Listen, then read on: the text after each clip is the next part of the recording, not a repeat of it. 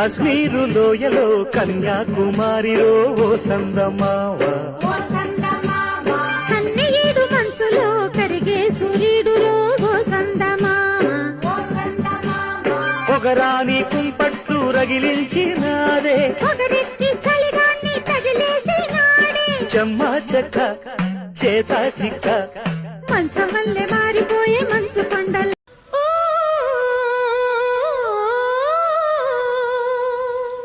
ఈనాడే ఏదో అయ్యుది ఏనాడు నాలో జరగది ఈ అనుభవం మరలా రానిది ఆనంద రాగం మోగింది